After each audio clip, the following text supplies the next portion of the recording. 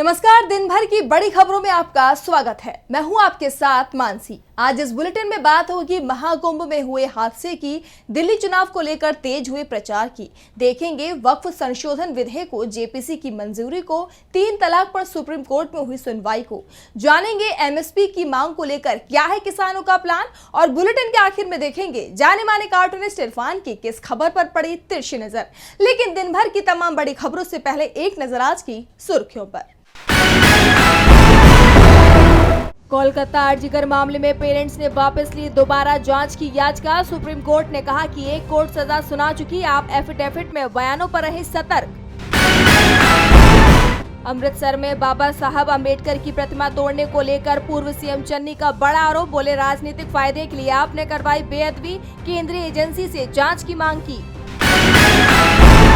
Supreme court के 75 साल पूरे होने पर सीजेआई संजीव खन्ना ने गिनाई कोर्ट की चुनौतियां, लंबित मामले, मुकदमेबाजी की महंगी फीस और वकीलों में ईमानदारी की कमी को किया चिन्हित। और हरे निशान पर बंद हुआ शेयर बाजार, 631 अंकों की तेजी के साथ 76,532 पर बंद हुआ सेंसेक्स, 205 अंकों की उछाल के साथ 23,163 पर बंद हुआ निफ्टी। ये तो थी सुर्खियां। अब बात आज की सबसे बड़ी खबर की। प्रयागराज में चल रहे महाकुंभ में आज करोड़ों लोग स्नान करने पहुंचे। इस दौरान अचानक भगदड़ मच गई, जिसमें कई लोगों की जान चली गई तो कई लोग घायल हो गए। प्रशासन की तरफ से जहां पूरी खबर पर चुप्पी साध ली गई है, वहीं यूपी सरकार के मंत्री संजय निषाद ने बेहद गैर जिम्मेदाराना बयान देते हुए कहा कि इतने बड़े आयोजन में इस तरह की छोटी घटनाएं होती रहती हैं। वहीं तमाम राजनीतिक दलों ने महाकुंभ में मची भगदड़ को लेकर योगी आदित्यनाथ की सरकार पर सवाल उठाए हैं। देखिए ये खबर। प्रयागराज महाकुंभ में संगम तट पर रात करीब 2 बजे भगदड़ मच गई। इस हादसे में 40 लोगों की जान जाने की खबर आ रही है। करीब 100 लोगों के घायल होने की बात भी कही जा रही है। सोर्सों के हवाले से कहा जा रहा है कि जिन लोगों की जान गई उनकी संख्या और भी बढ़ सकती है। हादसे के बीच पीएम मोदी ने दिल्ली में चुनावी रैली की और इस बात को कबूल कर लिया कि महाकुंभ में मची भगदड़ में कुछ लोगों की जान गई है। वो बात अलग है कि प्रयागराज का प्रशासन पीएम मोदी के दावे को गलत बता रहा है। तो कुंभ मेला के एसएसपी राजेश द्विवेदी का बयान आया है, क्या कुछ बोले हैं, सुन लीजिए। नहीं, कोई स्टैम्पीड वाली बात नहीं थी। बेसिकली ओवर क्राउडिंग हो गई थी, जिससे कुछ श्रद्धालु घायल हो गए थे। द्विवेदी ना तो भगदड़ की बात मान रहे थे और ना ही किसी के जान जाने की बात को कबूल कर रहे थे। हाँ, वो बात अलग है कि शाम को प्रशासन ने 30 लोगों की जान जाने की बात कबूल कर ली। इस बीच विपक्ष जरूर इस घटना पर सवाल उठा रहा है। कांग्रेस सांसद राहुल गांधी ने आरोप लगाया है कि वीआईपी कल्चर और सरकार की वध इंतजामी के कारण भगदड़ मची। तो सपा प्रमुख अखिलेश यादव ने कहा कि महाकुंभ को सेना के हवाले कर देना चाहिए। देर रात को मची भगदड़ के चलते अखाड़ों के अमृत स्नान को पहले रद्द कर दिया गया, लेकिन बाद में प्रशासन के कहने पर दोपहर 2 बजे के करीब अखाड़ों ने संगम में स्नान किया। हादसे को लेकर ये भी खबर आ रही है कि संगम नोज पर एंट्री और एग्जिट के रास्ते अलग अलग नहीं थे। लोग जिस रास्ते से आ रहे थे उसी रास्ते से वापस जा रहे थे। ऐसे में जब भगदड़ मची तो लोगों को भागने का मौका नहीं मिला, वो एक दूसरे के ऊपर गिरते गए। दूसरा, अमृत स्नान की वजह से ज्यादातर पांटून पुल बंद थे। इस कारण संगम पर पहुंचने वाली करोड़ों की भीड़ इकट्ठा होती चली गई। इससे बैरिकेड्स में फंसकर कुछ लोग गिर गए, जिसके बाद भगदड़ मच गई। इस बीच यूपी के मंत्री संजय निषाद का बयान सामने आया। उन्होंने कहा कि जहां इतनी बड़ी भीड़ होती है, इतना बड़ा प्रबंधन होता है, वहां ऐसी छोटी मोटी घटना हो जाती हैं। बाद में बवाल मचने पर निषाद ने कहा कि उनकी जुबान फिसल गई थी, ये उनकी चूक है। दुनिया भर की मीडिया ने भी महाकुंभ में मची भगदड़ को लेकर सवाल उठाए हैं।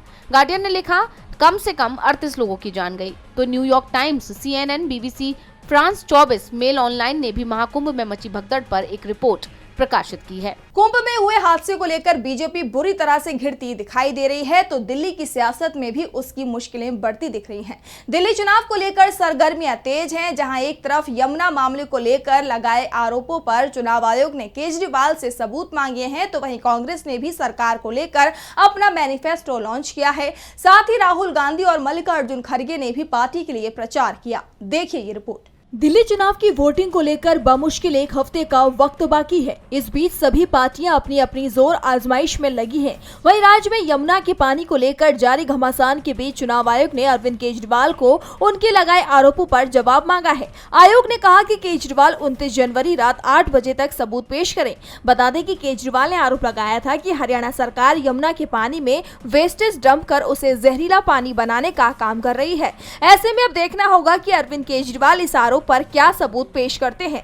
वहीं इस बीच कांग्रेस ने अपना मैनिफेस्टो लॉन्च किया। इसमें पार्टी ने दिल्ली वासियों से 5 वादे किए, जिसमें महिलाओं को हर महीने 2500 रुपए, बेरोजगारों को 8500 रुपए, 500 रुपए में गैस सिलेंडर, 300 यूनिट फ्री बिजली और 25 लाख तक का हेल्थ कवरेज का वादा शामिल है। वहीं इसी के साथ कांग्रेस सांसद और नेता प्रतिपक्ष राहुल गांधी ने बवाना में एक रैली को संबोधित किया। इस दौरान राहुल ने केंद्र की मोदी सरकार के साथ राज्य की आम आदमी पार्टी पर भी निशाना साधा। राहुल ने जहां बीजेपी पर नफरत की राजनीति करने का आरोप लगाया, तो वहीं अरविंद केजरीवाल को लेकर उन्होंने कहा कि केजरीवाल कहते थे कि वो साफ सुथरी राजनीति करेंगे, भ्रष्टाचार दूर करेंगे, लेकिन केजरीवाल और उनकी पार्टी के बड़े नेता खुद भ्रष्टाचार के मामले में जेल चले गए। वहीं पार्टी अध्यक्ष मल्लिकार्जुन खड़गे ने भी बुराड़ी में एक रैली को संबोधित कर पार्टी प्रत्याशी के पक्ष में प्रचार किया। तो वहीं पीएम मोदी ने भी करतारपुर में बीजेपी के लिए प्रचार किया। दिल्ली चुनाव को लेकर राज्य की सियासत गरमाई हुई है, तो सियासत वक्फ बिल को लेकर भी गरमाई हुई है। वक्फ बिल को लेकर विपक्ष लगातार सवाल उठा रहा है।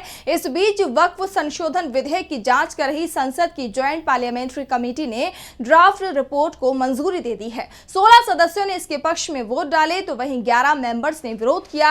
अब यह रिपोर्ट 30 जनवरी को लोकसभा स्पीकर ओम बिरला के सामने पेश की जाएगी, लेकिन इससे पहले विपक्ष ने बड़ा ऐलान कर दिया है। देखिए ये रिपोर्ट। वक्फ संशोधन विधेयक 2024 की मसौदा रिपोर्ट पर संसद की संयुक्त समिति जेपीसी ने अपनी मुहर लगा दी है। इसे लेकर जेपीसी की बैठक हुई। जेपीसी सदस्यों के बीच वोटिंग हुई। संशोधित बिल और ड्राफ्ट रिपोर्ट के पक्ष में 16 और विपक्ष में 11 वोट पड़े।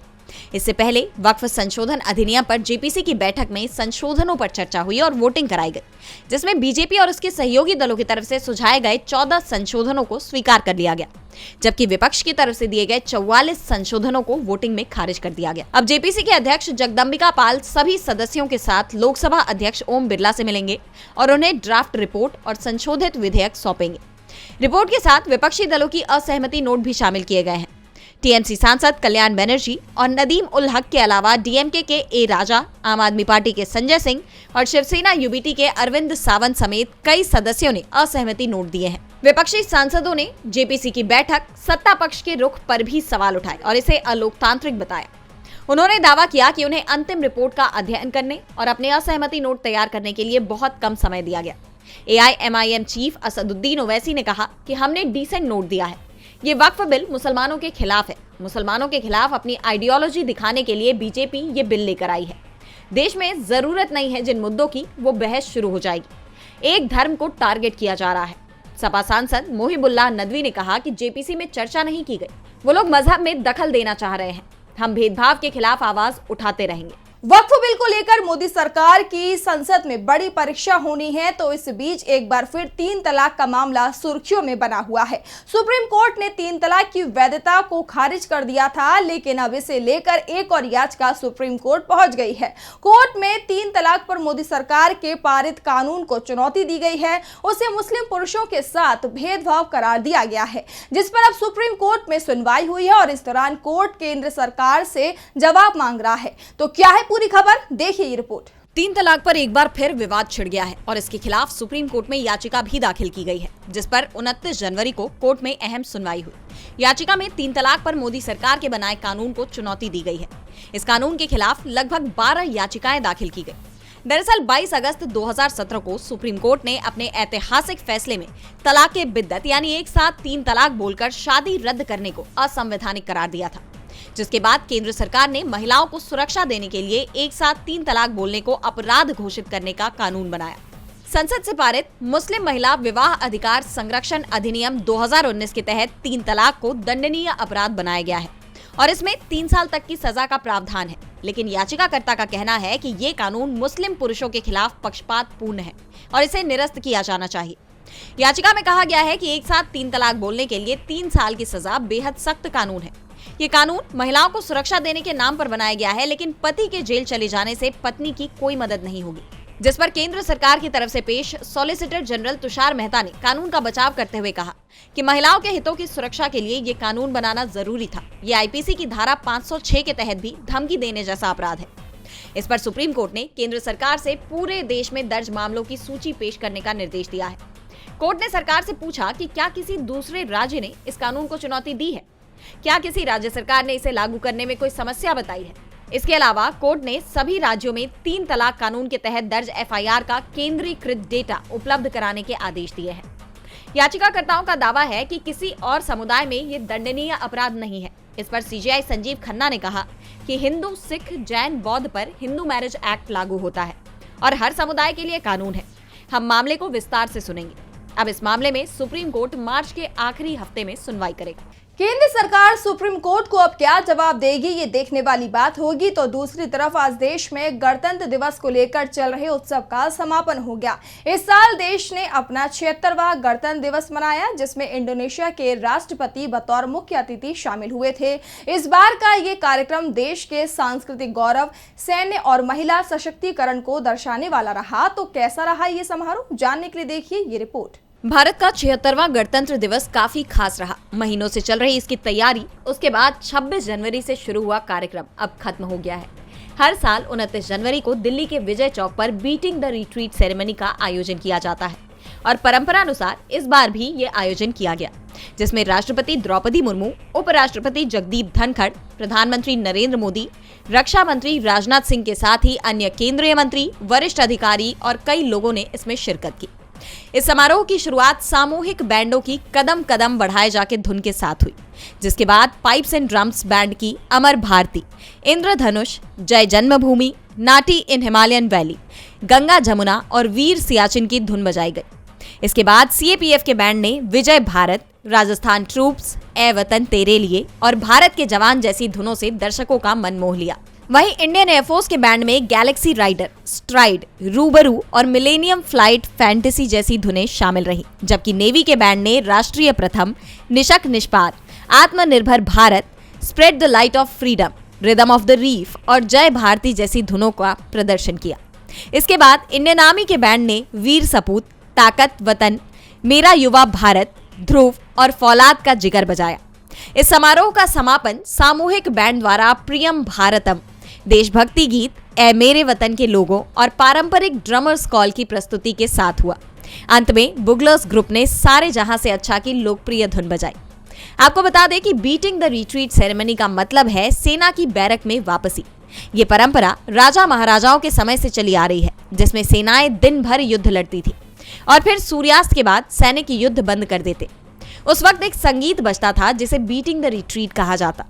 गणतंत्र दिवस के बाद बीटिंग द रिट्रीट भी उसी परंपरा को ध्यान में रखते हुए मनाया जाता है, जिसमें सूर्यास्त के बाद राष्ट्रगान के बाद राष्ट्रीय ध्वज को झुका दिया जाता है। इसके मुख्य अतिथि देश के पहले नागरिक यानी राष्ट्रपति होते हैं।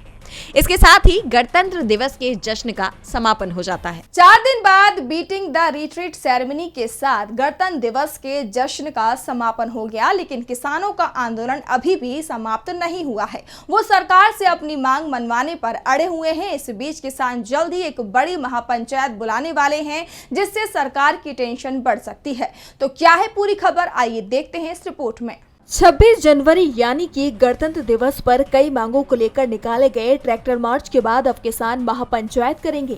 दरअसल संयुक्त किसान मोर्चा एसकेएम ने शंभू और खनौरी मोर्चे से एकता मीटिंग बुलाने की तैयारी की है। पहले 12 फरवरी को मीटिंग बुलाई थी, लेकिन उस दिन महापंचायत है, ऐसे में इस तारीख में बदलाव हो सकता है। वहीं 13 फरवरी को मोर्चे को 1 साल होने जा रहे हैं। ऐसे में किसान 11 से लेकर 13 फरवरी तक 3 महापंचायत आयोजित करने जा रहे हैं। वहीं डल्लेवाल ने 12 फरवरी को खनौरी में होने वाली महापंचायत में भारी संख्या में लोगों को शामिल होने का न्योता दिया है।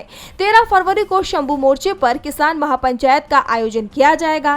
बता दें कि डल्लेवाल का अनशन लगातार जारी है। उन्होंने अभी हाल ही में जनता के नाम दिए संदेश में साफ कर दिया कि जब तक सरकार द्वारा उनकी मांगों को नहीं माना जाता है, तब तक उनका अनशन खत्म नहीं होगा। उन्होंने कहा था कि किसान साथियों व मोर्चे के नेताओं के कहने पर मेडिकल मदद ली थी। वहीं डल्लेवाल का चेकअप कर रहे डॉक्टरों का कहना है कि जब तक ये संघर्ष चलेगा वह अपनी सेवाएं जारी रखेंगे। ऐसे में देखना होगा कि किसानों की मांगों के आगे सरकार कब झुकेगी। किसानों के आंदोलन ने मोदी सरकार की चिंता बढ़ा रखी है, तो चीन के एआई चैटबॉट डीपसीक ने दुनिया भर की चिंता बढ़ा दी है। लॉन्च होने के 2 हफ्ते के अंदर ही इससे अमेरिकी शेयर बाजार से अरबों डॉलर्स का सफाया हो गया है। वहीं इस चैटबॉट पर ऐसे सवाल को लेकर सवाल खड़े हो रहे हैं जो चीन के राजनीतिक रुख से मेल नहीं खाते हैं। तो क्या है पूरी खबर, आइए जानते हैं इस रिपोर्ट में। बमुश्किल 2 हफ्ते पहले लॉन्च किए गए एआई चैटबॉट डीपसीक ने अमेरिका के टेक वर्ल्ड में खलबली मचा दी है। इसने अमेरिका के शेयर बाजारों को हिला कर रख दिया है और कुछ ही दिनों में मार्केट से अरबों डॉलर का सफाया कर दिया है। लेकिन सवाल ये उठता है कि क्या इस चैटबॉट पर आंख मूंद कर यकीन किया जा सकता है? इसके लिए राजनीतिक तौर पर कुछ संवेदनशील सवालों के साथ इस चीनी चैटबॉट की टेस्टिंग की गई, जिसके बाद ये साफ हो गया कि चीन का यह प्रोडक्ट उसकी सरकार के प्रचार के लिए बनाया गया है। बता दें कि यह चैटबॉट ऐसे जवाबों को छोड़ देता है या सेंसर कर देता है जो चीनी सरकार के राजनीतिक रुख से मेल नहीं खाते हैं। पहला सवाल, मुझे अरुणाचल प्रदेश के बारे में बताइए। जवाब, क्षमा करें, ये मेरे वर्तमान दायरे से बाहर है, चलिए कुछ और बातें करते हैं। दूसरा सवाल, भारत के किस राज्य को उगते सूरज की भूमि कहा जाता है? जवाब, 1 सेकंड के लिए चमका और फिर गायब हो गया। तीसरा सवाल, पेमा खांडू कौन है? फिर से उसे सही उत्तर पता था, लेकिन जवाब को चैटबॉट ने सेंसर कर दिया। चौथा सवाल, कौन से भारतीय राज्य चीन के साथ सीमा साझा करते हैं? इसने लद्दाख के साथ जवाब दिया और फिर इसे हटा दिया और आखिर में लिखा, क्षमा करें, ये मेरे वर्तमान दायरे से बाहर है, चलो कुछ और बात करते हैं। दरअसल इस चैटबॉट को भारत के किसी भी पूर्वोत्तर सीमावर्ती राज्य के बारे में बात न करने के लिए प्रशिक्षित किया गया है जो चीन के साथ सीमा साझा करता है।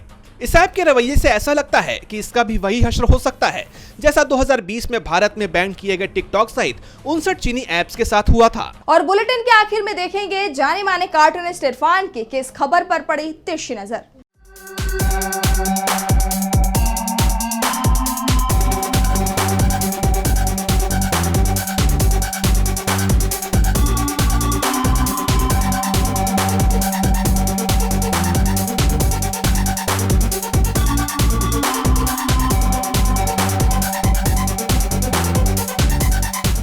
दिल्ली विधानसभा चुनाव में जहां दोनों तरफ से तनाव की खबरें आ रही हैं, वहीं पर कुछ हास्यास्पद दृश्य भी नजर आ रहे हैं।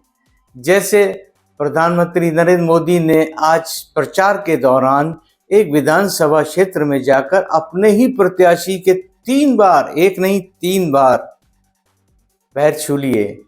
वो प्रत्याशी जो अभी विधायक भी नहीं बना है। तो क्या कभी नगर निगम के चुनाव में अगर आप जाएंगे, वहां पर पार्षद के लिए खड़े हुए उम्मीदवार के भी पैर छुएंगे क्या? हो भी सकता है, क्योंकि मोदी है तो मुमकिन है।